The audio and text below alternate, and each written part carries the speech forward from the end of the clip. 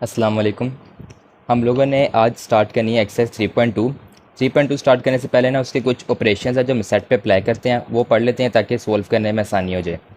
सबसे पहला ऑपरेशन लिखा हुआ है union of two sets. Union का मतलब होता है इकट्ठा करना। The union of two sets A and B denoted by A union B is the set of all elements which belongs to A और बी। सिम्बोलिकली हम लोग उसको इस तरीके से लिखते हैं ए यूनियन बी को। अब इसका मतलब क्या है कि अगर दो सेट हैं जिसमें एक में आ रहा है 1 2 3, दूसरे में आ रहा है 2 3 4 5, तो हम इनको इकट्ठा करके लिख देंगे, वो यूनियन बन जाएगा। लेकिन उसके अंदर शर्त ये है कि अगर कोई एलिमेंट रिपीट हो रहा है, जैसे 2 3 इसमें भी आ रहा है और 2 3 इसमें भी आ रहा है, तो हम उसको एक दफ़ा ही लिखेंगे लेकिन तरतीब लगा के लिखेंगे। ठीक हो गया। इकट्ठा लिखेंगे, जो रिपीट हो रहा है उसको एक दफ़ा लिखेंगे और तरतीब में लिखेंगे। सेकंड नंबर पे आता है intersection. The intersection of two sets A and B denoted by A intersection B is the set of all elements that belongs to both A and B. Symbolically हम उसको इस तरीके से जाहिर करते हैं। अब इसका मतलब ये है कि ऐसा एलिमेंट होगा हमारे पास जिसके अंदर हमारे पास ए और बी के जो कॉमन एलिमेंट्स हैं ना वो आएंगे। जैसे ए में आपके पास 2 और 3 आ रहा था और बी में भी 2 और 3 आ रहा था, तो हमारे पास यूनियन के अंदर सबको इकट्ठा लिख देंगे और इंटरसेक्शन के अंदर आपने सिर्फ इसको तरतीब जैसे कॉमन आ रहे होंगे ना वो लिखना है। जैसे 2 और 3 कॉमन आ रहा है, अगर कोई और चीज़ भी कॉमन आ रही होगी तो वो भी इसके साथ ही आ जाएगी। ये हो गया। अब आगे लिखा हुआ है डिसजॉइंट ओवरलैपिंग। डिसजॉइंट का मतलब है if the intersection of two sets is empty set then sets are said to be disjoint. Simple लफ्ज़ों में आपको बताता हूँ कि अगर किसी सेट में से कोई चीज़ कॉमन नहीं निकल रही, जैसे कि ए इंटरसेक्शन बी किया उसमें कुछ भी नहीं आ रहा, तो वो हमारे पास दोनों सेट ए और बी जो सेट होंगे वो डिसजॉइंट सेट कहलाएंगे। अगर हमारे पास सेट में से कोई चीज़ कॉमन निकल रही है तो वो हमारे पास ए और बी सेट जो से होंगे वो ओवरलैपिंग सेट कहलाएंगे। ठीक है। अगर कॉमन निकल रहा है तो ओवरलैपिंग, अगर नहीं निकल रहा तो डिसजॉइंट, और कहलाएंगे कौन से ए और बी सेट जिनमें से कॉमन लिया जा रहा है। फिर आ जाता है डिफरेंस और कॉम्प्लीमेंट। डिफरेंस और कॉम्प्लीमेंट हमारे पास ना आगे जाके यूज़ होंगे तो हम लोग उनको ना बाद में करेंगे। अभी एक्सरसाइज 3.2 स्टार्ट करते हैं। पहला क्वेश्चन लिखा हुआ है consider the universal set you. Universal set हमने पढ़ा था कि इसके अंदर हमारे पास जितने भी सेट कंसीडर होंगे, अब इसके अंदर दो सेट आ रहे हैं, एक ए और एक बी, तो इन सब के एलिमेंट्स को मिलाया जाएगा ना तो हमारे पास बनता है यूनिवर्सल सेट। उसने बोला है कि x such that x is a multiple of 2, मतलब कि इसके अंदर आएंगे यूनिवर्सल सेट में एलिमेंट्स वो 2 के मल्टीपल होंगे। एंड कहाँ पर आएंगे, एक्स 0 से बड़े होंगे और 30 तक जाएंगे, मतलब 0 से बड़ा नंबर होगा और 30 तक जाएगा, 30 शामिल है क्योंकि 30 के नीचे इक्वल टू का साइन आ रहा है। ए सेट लिखा हुआ है X such that x is a multiple of 6, हमने इसमें 6 के मल्टीपल लिखने हैं। And x such that x is a multiple of 8, इसमें 8 के मल्टीपल लिखने हैं। लेकिन यूनिवर्सल सेट में हमारे पास सबसे बड़ी वैल्यू 30 आ रही है, तो हमने इसके और इसके जो मल्टीपल लिखने हैं वो या तो 30 तक आए या 30 से छोटे हों। अब पहला पार्ट लिखा हुआ है list all elements of set A and be in tabular form. ये सेट बिल्डर फॉर्म में लिखा हुआ है, इसको हमने टेबुलर फॉर्म में कन्वर्ट करना है, तो पहले ये करते हैं। सबसे पहले टेबुलर फॉर्म में लिखेंगे यूनिवर्सल सेट को। यूनिवर्सल सेट में 2 के मल्टीपल आ रहे हैं जो कि 0 से बड़े हैं और 30 तक जा रहे हैं, तो वो 2 के मल्टीपल बनेंगे 2 4 6 8 10 12 14 16 18 20 22 24 26 28 और लास्ट 30। मतलब कि ये सारे हमारे पास 2 के टेबल में आते हैं। उसके बाद हम लोग लिखेंगे ए के, उसमें है 6 के मल्टीपल 6 12 18 24 और 30। 30 से हमने आगे नहीं जाना क्योंकि यूनिवर्सल सेट की जो आखिरी वैल्यू वो 30 है। फिर बी है, बी हमारे पास आ रहा है मल्टीपल ऑफ 8, तो इसमें आएगा 8 16 और 24। 24 से आगे जाएंगे तो वो 32 हो जाएगा, तो हम लोगों ने मैक्सिमम 30 तक लेके जाना है। तो ए पार्ट में हम लोगों ने पहले पार्ट में सबको टेबुलर फॉर्म में लिख दिया। सेकंड पार्ट लिखा हुआ है फाइंड ए इंटरसेक्शन बी। अब हमने ए इंटरसेक्शन बी फाइंड करना है। ए इंटरसेक्शन बी, पहले लिखेंगे ए की वैल्यू 6 12 18 24 30। फिर इंटरसेक्शन कि हमने इन दोनों के दरमियान से इंटरसेक्शन फाइंड करना है। आगे आएगी बी की वैल्यू, लिख लिया। अब हमने देखना है कि इन दोनों में से कॉमन क्या आ रहा है, मतलब जो ए सेट में भी आ रहा हो और बी सेट में भी आ रहा हो, तो वो हमारे पास एक एलिमेंट आ रहा है 24, तो इंटरसेक्शन में हमारे पास आ जाएगा सिर्फ 24। थर्ड पार्ट लिखा हुआ है कि आपने ना वेन डायग्राम बनानी है। वेन डायग्राम ना हमारे पास इस तरीके से होती है, ये जो सी बनी हुई है। अब इसके अंदर होता है क्या कि एक बॉक्स लगाया जाता है, उसके अंदर जितने सेट हमारे पास होंगे ना जिनके ऊपर हम काम कर रहे होंगे वो सेट, उतने सेट का हम लोग सर्कल लगाएंगे। अब अगर कुछ सेट में से कॉमन आ रहा होगा तो वो सर्कल इस तरह से ओवरलैप करेंगे, अगर कॉमन नहीं आ रहा होगा तो एक सर्कल सेपरेट होगा, दूसरा सर्कल सेपरेट होगा। ठीक हो गया। जो कॉमन आ रहा होगा वो हम सेंटर में लिखेंगे, जो दोनों के सर्कल के सेंटर में जगह आ रही होगी, और जो कॉमन नहीं आ रहा होगा वो हम लोग उनके अपने अपने सेट में लिखेंगे। और जो बाकी चीज़ें बच जाएंगी जो यूनिवर्सल सेट में होंगी लेकिन उन सेट में नहीं आएंगे तो वो हम लोग यहाँ बॉक्स के बाहर लिख देंगे। अब मैं आपको समझाता हूँ किस तरह बनाएंगे हम।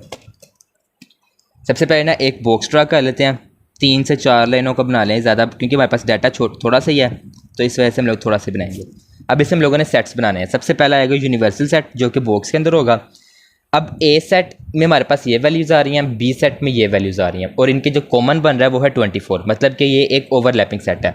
तो ओवरलैपिंग सेट को ना आपने इस तरह से बनाना है, एक ये, दूसरा ये, एक सेट ए है और एक सेट बी है। अब जो इन दोनों में से कॉमन आ रहा होगा ना वो आपने इनके सेंटर में लिखना है 24 बस, और इसके अलावा इसके अंदर कुछ नहीं आएगा। अब जो बाकी ए की वैल्यूज़ रहेगी ना 24 के अलावा वो ए में लिखनी है, 6, 12, 18 और 30, और जो बी की रहेगी वो बी में लिखनी है, 8 और 16।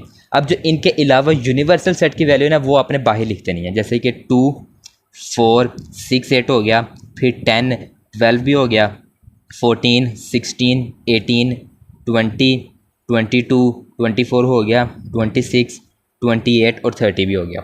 इस तरीके से आपने इसकी वेन डायग्राम ड्रॉ कर देनी है। थोड़ी नीट करके बनानी है, मैंने तो रफली बनाई है ना, आप लोग स्केल और ये कंपास वगैरह के जरिए से बनाए ताकि नीट लगे।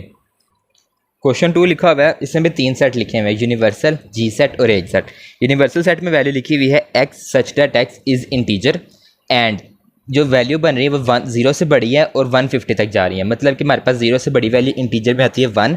तो पहले इसको ना टेबुलर फॉर्म में लिखते हैं, पहला पार्ट जो सा लिखा हुआ है, ये वैल्यू जाएंगी हमारे पास 1, 2, 3, 4 और अप टू सो ऑन 150 तक की वैल्यू सारी जाएंगी हमारे पास। ठीक हो गया।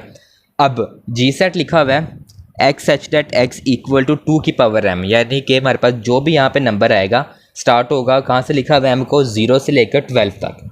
ठीक हो गया। तो ये जो हमारे पास वैल्यूज़ आएंगी ये हमारे पास सारी 2 की पावर बनती जाएंगी, मतलब कि सबसे पहले 0 है ना, 2 की पावर 0 होती है 1, 2 की पावर 1 होती सॉरी 2 की पावर 1 होती है 2, 2 की पावर 2 होती है 4, 3 होती है 8, 4 होती है 16, 5 होती है 32, 6 होती है 64 और 7 होती है 128, 8 होती है 256। तो 256 हमारे पास 150 से बड़ा हो गया तो हम लोग इसके आगे नहीं लिखेंगे, हालांकि यहाँ पर 12 तक लिखा हुआ है लेकिन हमने यूनिवर्सल सेट से आगे नहीं जाना।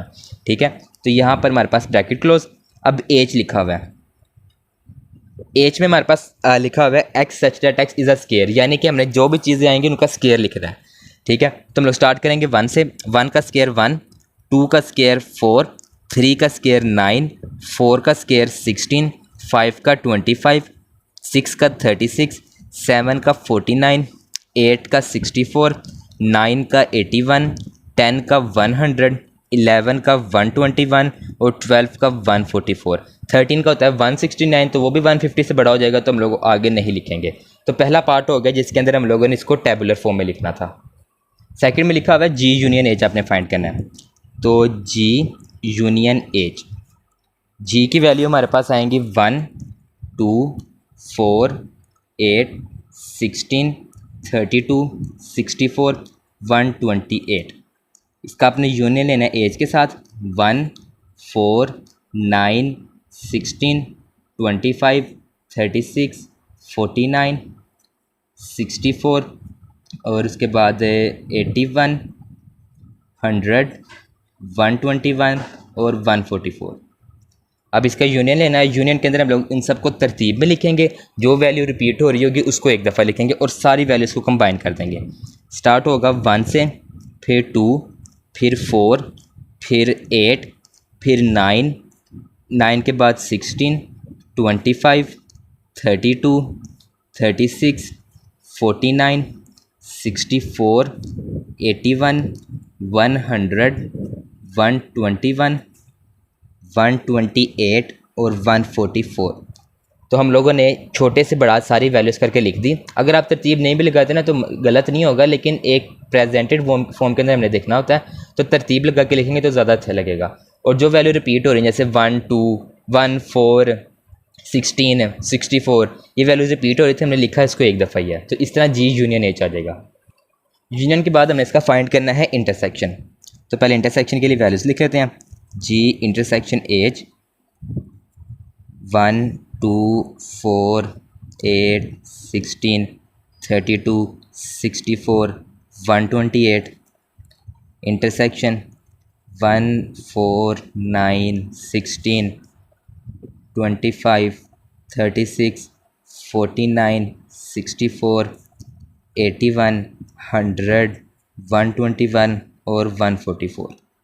अब इंटरसेक्शन के अंदर हमारे पास जो चीज़ कॉमन आ रही होती है ना, जो सेम आ रही होती है, वो लिखते हैं। तो सेम क्या आ रहा है हमारे पास 1 4 16 और 64। इसके अलावा कोई चीज़ कॉमन नहीं बन रही, तो ये इधर आ जाएगा 1 4 16 64। तो ये इस तरह से इसका इंटरसेक्शन आ जाएगा। तो क्वेश्चन नंबर 2 भी हो गया। क्वेश्चन नंबर 3 है, उसमें 2 सेट लिखे हुए हैं। एक्स पी लिखा पहले, x such that x is a prime number and 0 से बड़ा है और 20 तक जा रहा है, यानी कि 0 से 20 के दरमियान में जो से प्राइम नंबर आएंगे ना, वो लिखने हैं। पहला पार्ट लिखा हुआ है, हमने इसका इंटरसेक्शन फाइंड करना है। दूसरे पार्ट में इसका यूनियन फाइंड करना है। टेबुलर फॉर्म ने भी हमें कहा हुआ, लेकिन हम लोग टेबुलर फॉर्म फिर भी लिख रहे हैं ताकि हमारे पास ना वैल्यूज़ आ जाएँ जिनको सोल्व करने में आसानी हो। इस तरह थोड़ा लिखा हुआ मुश्किल है, टेबुलर फॉर्म जब आए थे ना तो उससे सोल्व करना आसान हो जाता है। तो प्राइम नंबर हमारे पास स्टार्ट होते हैं 2 से, 2 3 5 7 11 13 13 के बाद 17 और 19।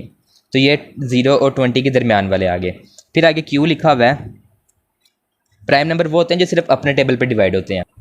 आगे क्यू सेट लिखा हुआ है, X such that x is a divisor of 210 and ये भी 0 से 20 के दरमियान में है, यानी कि 0 से 20 के दरमियान में हमने वो नंबर लिखना है जो 210 को कम्प्लीटली तौर पर डिवाइड कर दें। तो पहला आएगा 1, फिर आएगा 2, फिर आएगा 3, फिर आएगा 5, फिर आएगा 6 7, फिर 10, देन 14 और 15। तो ये सारे नंबर हैं जो कि इस 210 को कम्प्लीटली तौर पे डिवाइड करते हैं 0 से 20 के दरमियान में। अब इस क्वेश्चन के 2 पार्ट हैं। पहला पार्ट में लिखा हुआ है पी इंटरसेक्शन क्यू फाइंड करना है। तो ऊपर वाला मेथड ही आप लगा लें, मैं आपको समझ आ गई, इस वजह से मैं डायरेक्ट कर रहा हूँ। इंटरसेक्शन के अंदर दोनों का कॉमन लिखना होता है। कॉमन क्या आ रहा है 2 3 5 7, तो ये 2 3 5 7 कॉमन आ रहा है, तो इसको हम लिखते हैं 2 3 5 7। ठीक हो गया। आगे पी यूनियन क्यू है, उसके अंदर हमने इनको तरतीब लगा के लिखना है सारे छोटे से बड़े तक। 1 2 3 5 6 7 10 11 13 14 15 17 और 19। तो ये हमारे पास पी इंटरसेक्शन क्यू और पी यूनियन क्यू आ गया। तो आज की वीडियो में सिर्फ इतना ही। अगर आपको समझ आई है तो वीडियो को लाइक करें, सब्सक्राइब करें चैनल को, और कमेंट सेक्शन में कोई कन्फ्यूजन है तो पूछ लें। बाकी इसको अपने फ्रेंड्स के साथ शेयर कर लें। Thank you very much.